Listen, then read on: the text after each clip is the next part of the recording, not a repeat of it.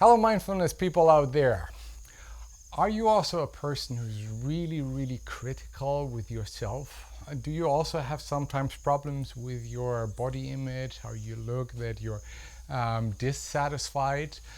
Do you tend to constantly overwork, and are you a lot of times really exhausted by life and by the workload? Do you care a lot about the opinion of other people and what they think about you? And on the other hand, do you also a lot of times become very judgmental with what other people do and what you think about them?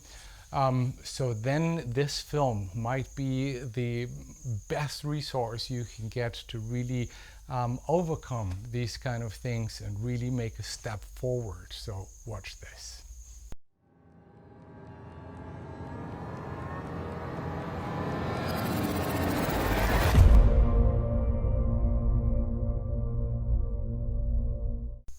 Okay, we are still in our kosher series where we work with the different dimensions of our life. And right now we are working on the dimension of our mind and our heart, our feelings and thoughts.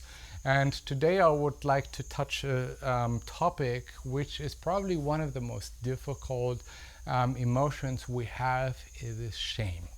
And shame was following me my whole life. It was kind of like a dark cloud, which was always following me, obscuring both the positive and the negative experiences I had. So because of shame, I was not really able to enjoy the positive things which happened in my life, and also the negative things which happened in my life had, through shame, a much deeper impact and so much more negativity and destructive feelings to than which when I would not have this kind of feeling. So I really would like to make this talk very private today and very personal. So many of you know that I grew up with a single mom, which was an alcoholic. My dad ran away when I was 3, and my mother could not cope with it. So my whole upbringing was a nightmare, and I was always so ashamed of my mother, especially when classmates or their parents or my friends saw my mother drunk. It was a real nightmare. But what happened later on was that I started to identify with the actions of my mother, and it started to become an identification of I am the son of an alcoholic mother. And this feeling gave me so much shame and so much feelings of unworthiness. Then later on, when I was 14, things were so bad that I was running away from home, and for a whole year I lived on the streets. I was sleeping in parks and random places until I got into a social institution.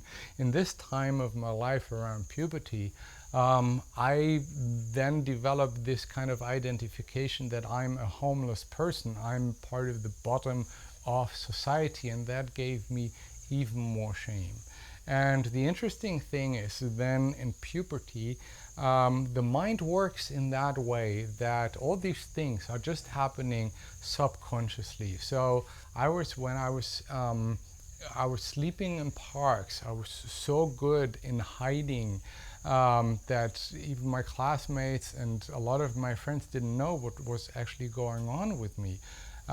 When I was younger, I was hiding the alcoholism of my mother so perfectly that a lot of people didn't know what was going on in my private life. And I was also starting to hide all these negative feelings from myself, because in these times I had the feeling I'm totally fine, I can cope with the situation and I can go through it. And that was, just leading me to just really not looking at shame at all. And this is one of the things psychology says, that shame is the most hidden, the most unknown emotion that we have in our system, and therefore it is the most destructive one. And so many people have no idea that they actually have shame. I was one of them, and I just had a conversation with a former volunteer, and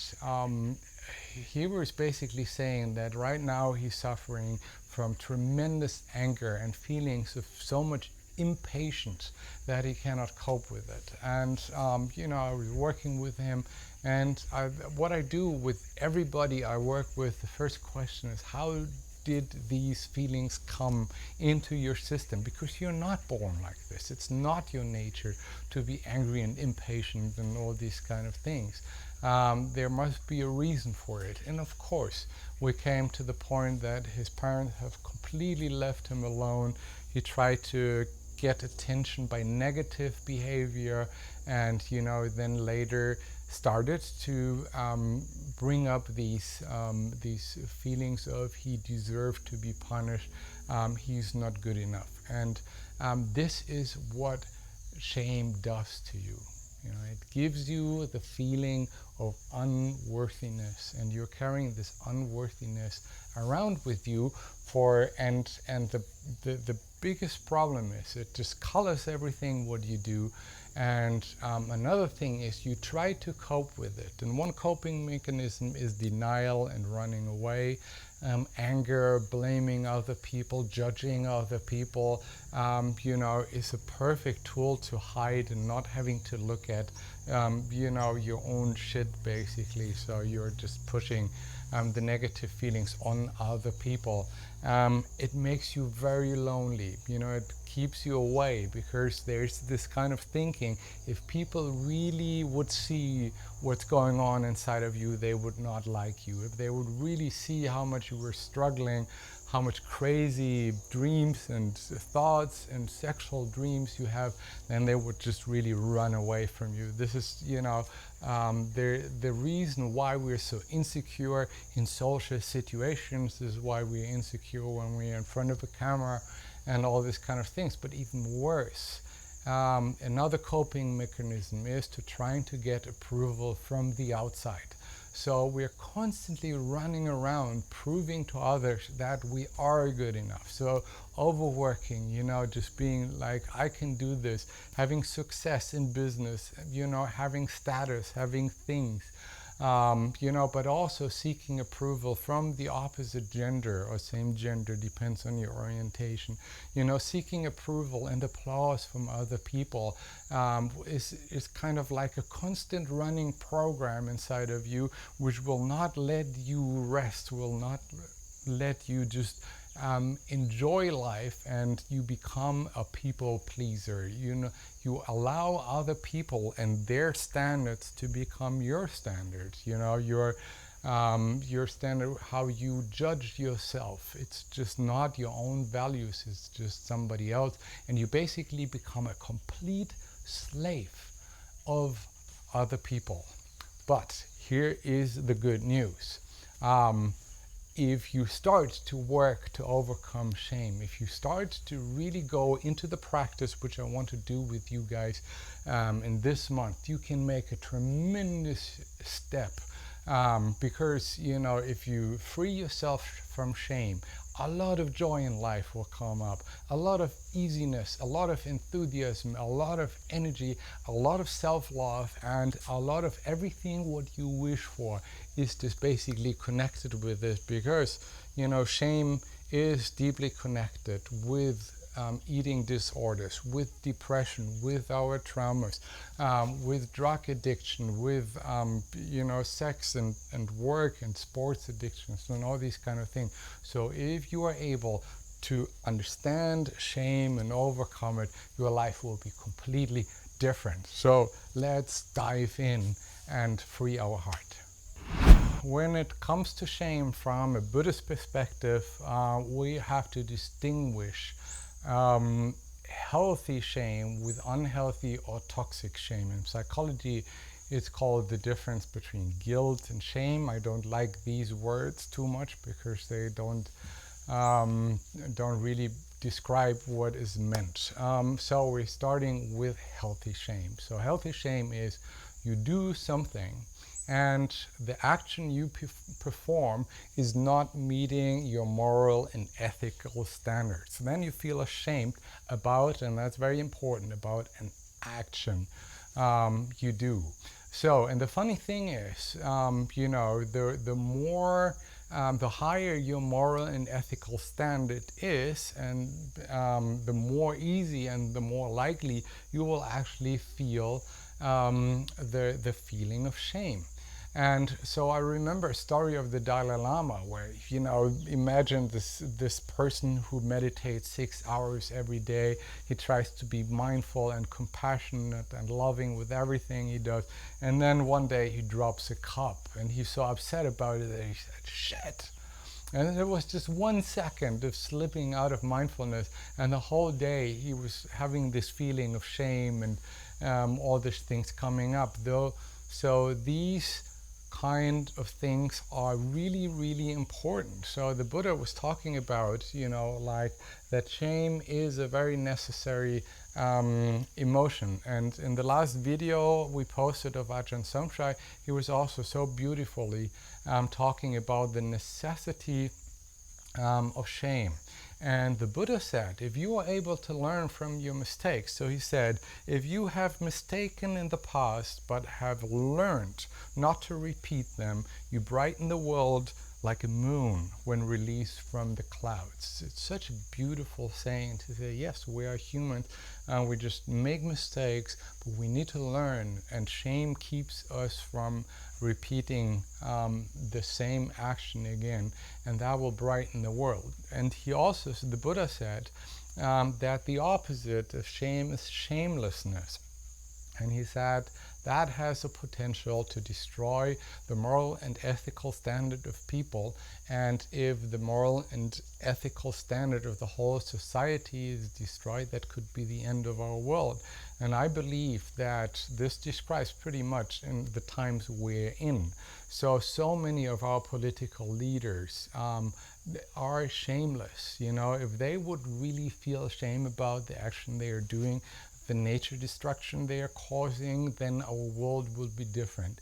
If the leaders of companies, the people in the corporate world, if they don't stop to be so shameless, to just exploit nature, to don't care about the health of people, if they only care about their income and their company, then that will definitely destroy our world. So we need more of the healthy shame in our life. We need more moral and ethical standards. It's super important. And that also means for me, I need to look at my actions again and again. Even running, an environmental project, I still need to feel all these moments where I'm using too many plastic bags, where I just use a plastic cup just because I would like to have, a nice drink or something like that. So that is very important that we continue to work with healthy shame. But more important, it is about the toxic shame. It's about what I talked about before, that shame which is, so destructive for our inner life.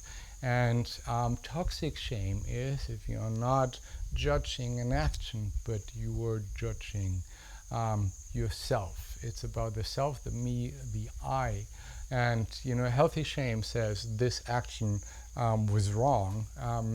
Unhealthy and toxic shame says I am wrong. And that is the most important distinction between these two things. And I would like to just really go into the subject of toxic shame now with you. So the main question is, how does toxic shame come into our system? So another example of my childhood is at one point, I was always doing so much sports. I was just running around for 7-8 hours a day as a kid, and I was eating like crazy. And at one point, my mother looked at me and said, Christian, you're eating so much. At one point, you will probably ruin me. And that was not really the worst thing my mother ever said to me. And probably she said it even with a little smile or irony or something like that.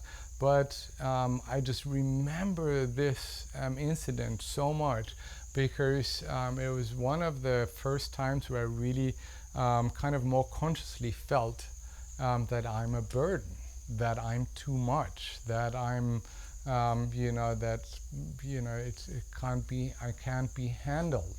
And, like that influences all my being so much that I'm always trying to, do so much for other people, care and do so that I'm not a burden for other people. So you see that these things, sometimes really simple experiences you have, it doesn't have to be super traumatic things, but like things where you got the message as a child you are too much. And for a lot of parents, they are overwhelmed with parenting in our societies, and trying to handle work and finances and children.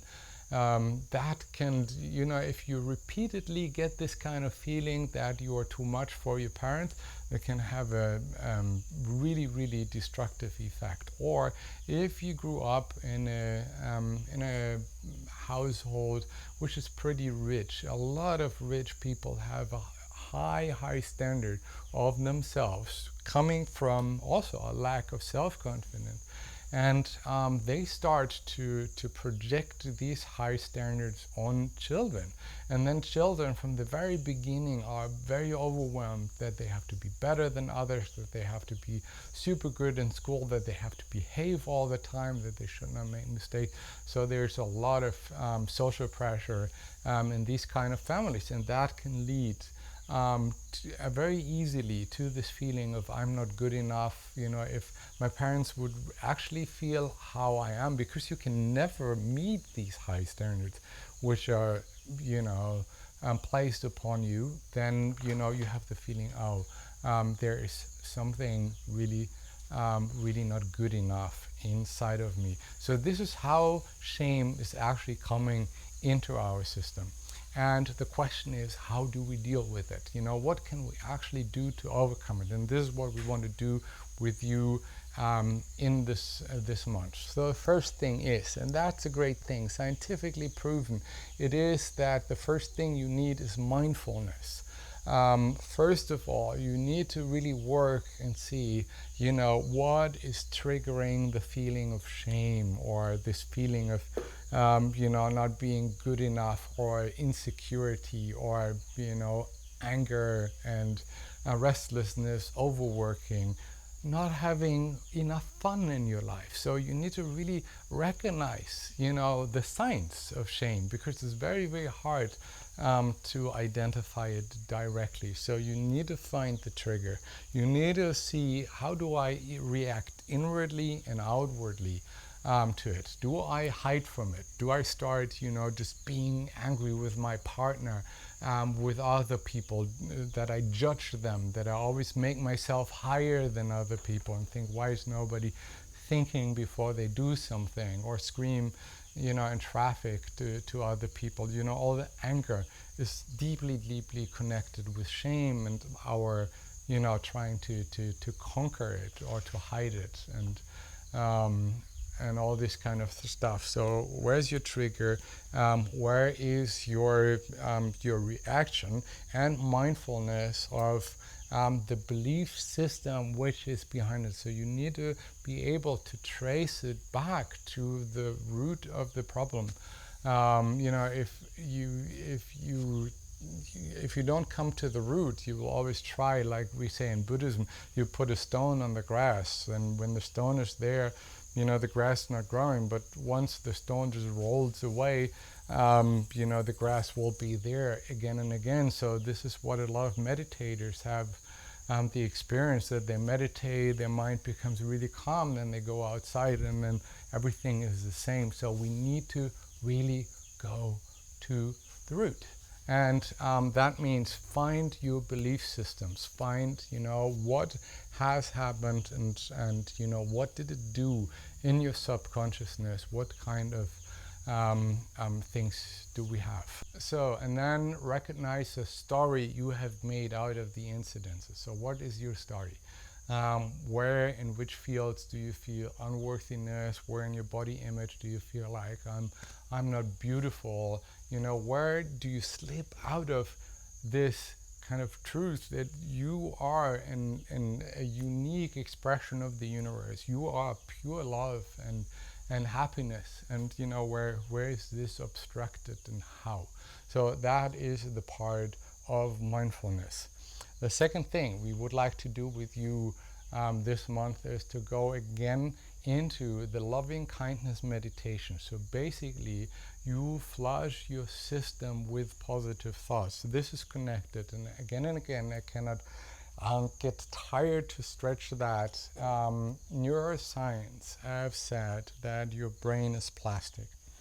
So the more often you think negative thoughts, and the same negative thoughts, the stronger your neurological connection will become, and the more it becomes a mental habit to go to a negative part. The more often you put love and kindness and appreciation and compassion and empathy for yourself into your mind, the stronger that will become, and the more that will completely change your life. So that will lead you to overcome shame, because you start to replace this story of I'm not good enough with I love myself the way I am. Not making yourself into I'm Superman. This is what a lot of for me false gurus and motivational trainers and stuff like this, like you can do it. It's not about that. It's just authentic love of who you are and what you are. Otherwise you will continue to be a slave of the outside. You will continue to yes, maybe you become successful with this change of your brain. Maybe you become outside more happy with what you have, but you need to change who you are. So that's loving kindness. The third thing to overcome shame is getting access to your resources. Most people don't have enough resources, and they have problems accessing it. So we don't realize a lot of times what awesome people we are. We don't realize how funny we are, how much we mean to our best friend, how people like it. And what you need to always get into your mind, in society people adore this shining big egos. But have you also met, maybe traveling, somebody, a very simple person? I just remember when I was in Costa Rica, I was just hitchhiking into the mountains. I got stuck at night, and I asked, a family if I could put up my tent in their garden, and they just invited me into their house. We were having dinner together. Next day they went with me to the school where the woman was cooking the meals for the children, and this family was just so beautiful. It was so touching, their generosity, their simpleness of life, and it was striking. And it's 25 years ago, and I still remember this woman. So it's not about being special, it's more being in tune with what you do, and just liking yourself. So getting access to your resources is a training. So what I do a lot is that I write down every day what I have done good.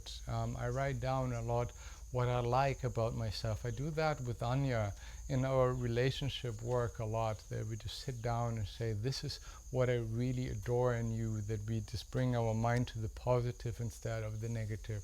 We do that actually before every single meal right now. Before we eat, we look into each other's eyes and we say namaste, which means I greet the light in you. I'm focusing myself on the positive things,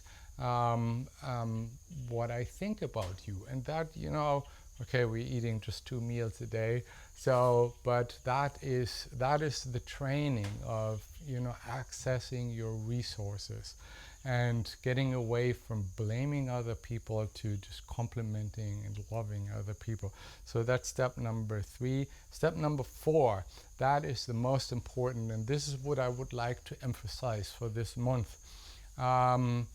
Scientific research has shown that one of the most healing things for shame is talking about it. So what you need to do is to find an environment where people just really, really love you, and they are able to listen to you, and that's very important, in a very empathetic, loving way. That will make the healing.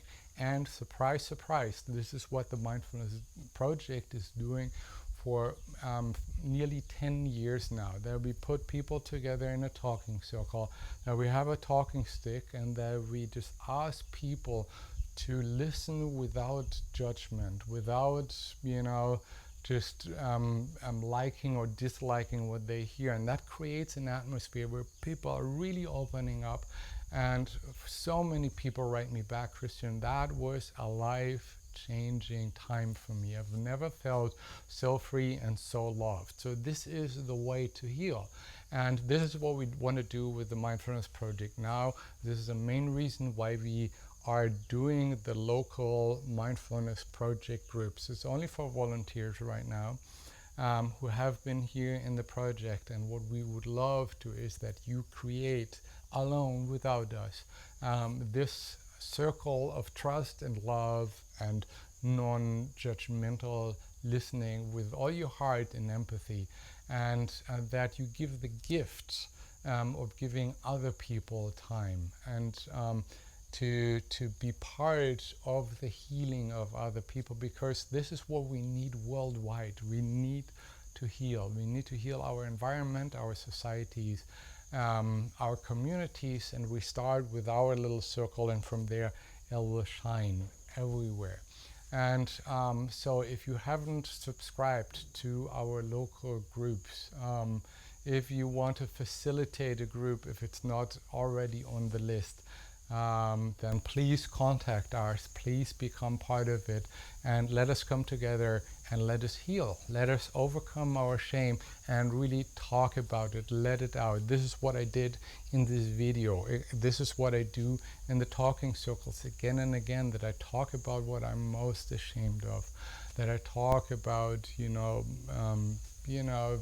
funny sexual dreams, my shame of my body. All this needs to come to the surface, and when the light of the presence of other people shine on our shame, we make the experience, wait a second, they know who I really am and they still love me.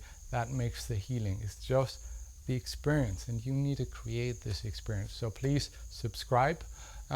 Please let us meet. Let us make something amazing out of these local groups. And another wish is, I think this topic is so important. Please share this video with whoever you can, because we're a shame society. Look at like the voting in the US. It's just all about shaming the other person.